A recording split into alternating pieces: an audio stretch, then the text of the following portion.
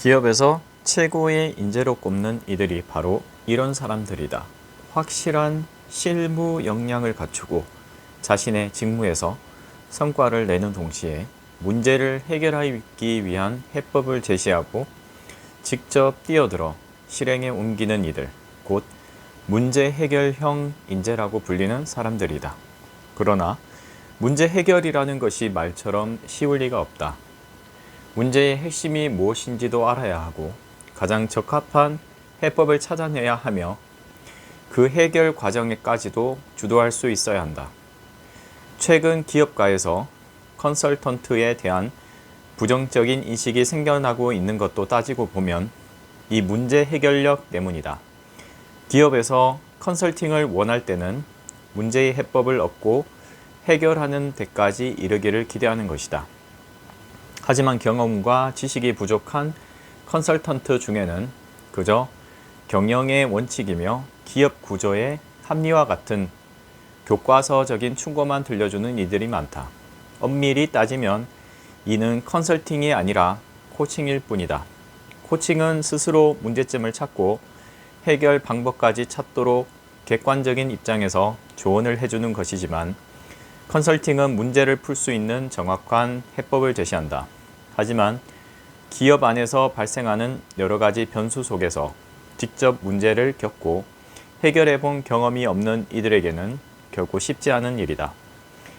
웬만한 기업 컨설턴트들이 결국 평론가에 그치며 기업으로부터 그 정도는 우리도 안다니까 하는 거부감만 사게 되는 것은 바로 이런 까닭이다. 결국 문제 해결형 인재가 되기 위해서는 더 많은 경험을 쌓고 더 많이 노력하는 수밖에 없다. 평론가들이 이런저런 핑계를 대며 움직이지 않을 때 실무형은 자신에게 주어진 일에 충실히 빠져든다. 그러나 문제 해결형은 자기 성과를 내는 데 그치지 않고 조직의 문제를 책임진다. 2배의 열정과 2배의 노력으로 조직의 문제를 파고든다. 거기서 문제를 바라보는 해안이 생기고 성공의 경험이 쌓이는 것이다. 내가 아는 한 변호사는 꽤 이름 있는 로펌에 소속되어 있고 내가 아는 한 변호사는 꽤 이름 있는 로펌에 소속되어 있고 그 덕에 시간당 자문료도 상당한 액수를 받는다. 그의 동료들은 기업에서 자문 의뢰를 받으면 기업 쪽과 면회하는 시간 동안만 일을 했다. 2시간 자문이면 2시간 동안 그들을 위해 일하고 시간당 자문료를 받는 식이었다. 하지만 그는 그렇게 하지 않았다.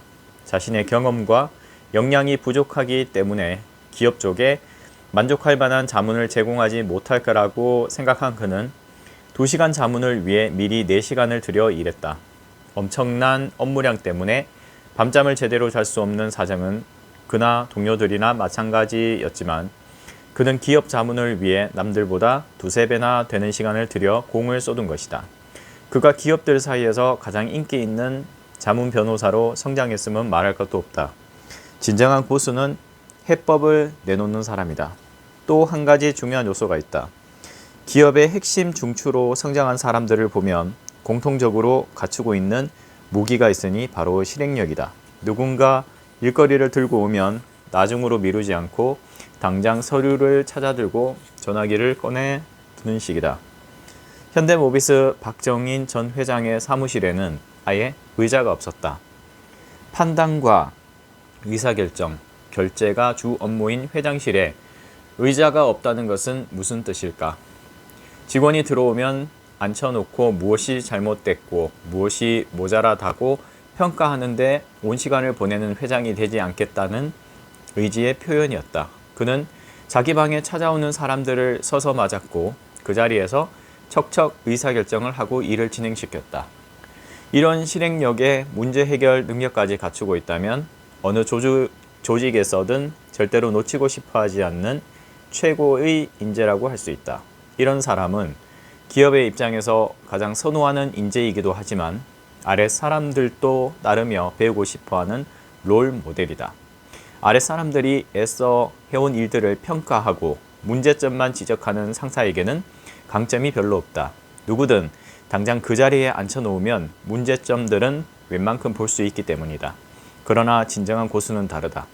존경받는 상사는 막다른 골목에서 고전 중인 후배들을 몰아세우기 전에 조용히 해법을 내놓을 수 있는 사람이다. 시간이 없고 다른 일들이 많아서 그렇지 당장 자신이 달라붙으면 그 문제를 해결할 수 있다고 자신할 수 있는 상사.